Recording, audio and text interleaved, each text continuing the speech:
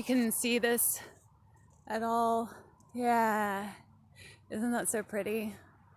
That's my view. I'm gonna set you down right here. And then let's see here. All right. So, the secret to fitness. It is a brain game. And the reason I say that is because your mentality about your body and its capabilities is so important. It's one of the big steps in yoga, too, is the body and mind connection. And we don't realize it because it seems like this is all just like one, but there's actual several parts working together in unison to make your life, body function. And a big, besides, like your automatic systems that do their stuff on their own, like how your heart beats on its own, mysteriously, and you breathe lungs mysteriously. Beyond those systems, there is your thoughts, and your thoughts are directly linked to your body.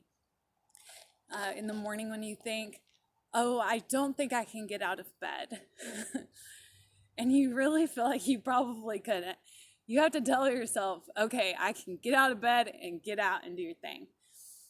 "Oh, I couldn't ride my bike up this hill, it's too steep." So you invariably will get off your bike. You're telling your body its capabilities, when in fact, if you just tried, you might surprise yourself and be able to get to the top of the hill. Just like you surprise yourself and get out of bed when you don't want to in the morning.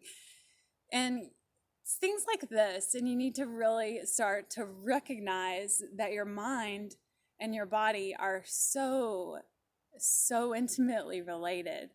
It's not even funny. And then the next part, and this would be the third connection too with yoga, there's mind, body, and the third, which is what some people refer to as spirit, or in class we talk about breath. It's this mysterious life force energy that resides within each of us. We all take breath in, so we all have this divinity moving through us in our body that enlivens us. And the secret to fitness, beyond this mentality idea that you tell your body that it can't do this or that, I could never be a size 5 again. I only wish I could look like I did when I was 21 or whatever. You have to realize that you gave your body that limitation. It now believes that you could only wish such a thing. It's not possible. And you never could, so you never will, because your body will follow suit. Your mind is your body's trainer, personal trainer. So a lot of people I hear, especially around the holidays, saying, "Man, I wish I could get back to the old me. I wish I could look like I did in high school." And you have to recognize that if you were an adult at the time, so it's your adult body, that you have achieved that. You are most definitely capable. I never understood why people did not believe they could get back to a certain size that they've been. When they've already achieved it, it's obviously possible. You can do it. Nothing is stopping you except for your brain telling your body that there's no freaking way for you.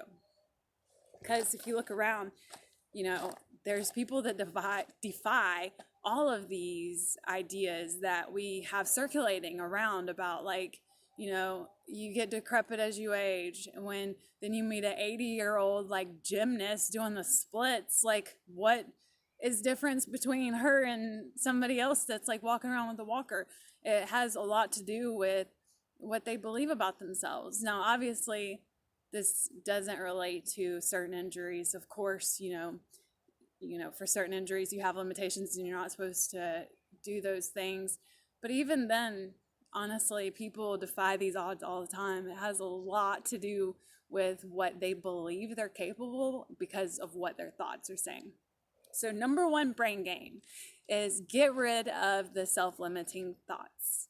because, like I said, they're only serving to limit and stifle your body's ability and capabilities to ever do whatever it is that you're dreaming of. Like, say you want to be, a certain size again. There's no reason you can't, especially if you've done it once, you've achieved it. There's no reason you can't achieve it again. And mamas, that goes for you too. Okay, so don't have anyone telling you that just because you became a mom, you'll never get a certain body again. That's a bunch of bull. You can most certainly, do all the things and more. I feel like I'm more athletic and physically fit than before I had children, and I'm now been a mom for almost 10 years. So that's a fallacy. Get these mind limitations out. So the second brain game, and that goes from, the mind and body, and then that third part, breath. That's the second. The second is this connection to this life force. It's powerful, it's mysterious, no one can truly define it. So I can talk about it however I want to. There's no true fact on it other than that it's a mystery to us. But it is the divine living within us. As we breathe breath, we are enlivened by something. And, people have different relationships to this something. And I'm not here tonight to try to define that relationship for you, but I do want you to recognize this mysterious life-giving force that moves through you with breath. And that is recognizing the divinity within you. And when it comes to fitness and relating to this divine, you have to realize that there is a natural balance to your body. And when you are functioning, making choices for your highest good, for your best self, then you're creating the positive in the balance. When you're, eating a sweet treat or getting something that is, junk food or whatever, then all you're doing is creating the lower side of the balance, because it can move around. I mean, really, our lives are not linear in any way. So expect your own habits and lifestyle choices to flux and flow and move and not be, so perfect all the time. I think that's the number one problem with diets, is that there's such a strong structure on them, and life is meant to live fluidly. So we're moving with the ebb and flow, and the way to create a better fitness, a true lifestyle fitness for yourself, is to continue watching this balance. So say, you ate a super great meal full of vegetables. You had 3 different veggies in your skillet, and just lots of flavor, lots of nutrition. Then you've got a positive. And then say you have afterwards some, sweet treats, some s'mores you did on the fire, then it's a little bit more back even again. Okay? So say you have some bad, crappy food for like 3 days. You are now like this. Your body knows what you've been consuming and knows you've been being bad. It's not a big deal. It's just about eating another meal with multiple vegetables in it, eating some fruit, smoothies, or whatever, drinking kombucha and cleansing yourself out a little bit. Those kinds of things to come back into balance. And life's full of ebb and flow. It's not meant to be some stagnant, forced, straight, perfect line of, perfection. No one can attain perfection. And I think it's important for us to recognize that and to stop trying to force it on ourselves. Personally, I have been a part of the diet craze and fitness craze since I was a child. And I used to do Richard Simmons with my mom. I went to Weight Watchers. We did South Beach, Atkins. We did so many diets. A lot of, grilled chicken. It's like all I ate. Teas and all this crap. And it wasn't until in my early 20s that, now, by the way, yes, I did all these diets, but I was also a horrible white processed food crappy eater when we weren't trying a diet. Okay, so not a good balance at all. I had chronic illnesses.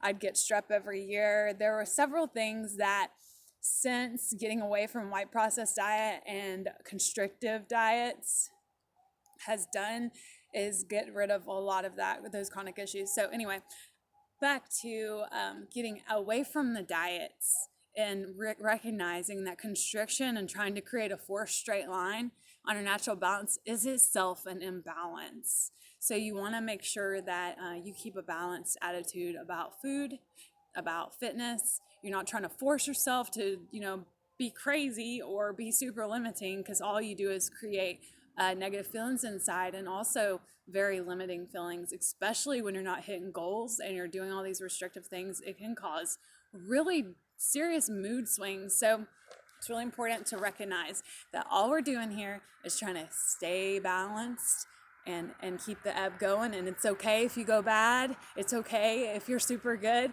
You don't need to be a huge pat on the back for super good, and you don't need to be a super, hit on the back if you're being bad. It's not a big deal. You just want to get back even. And that is all there is to it.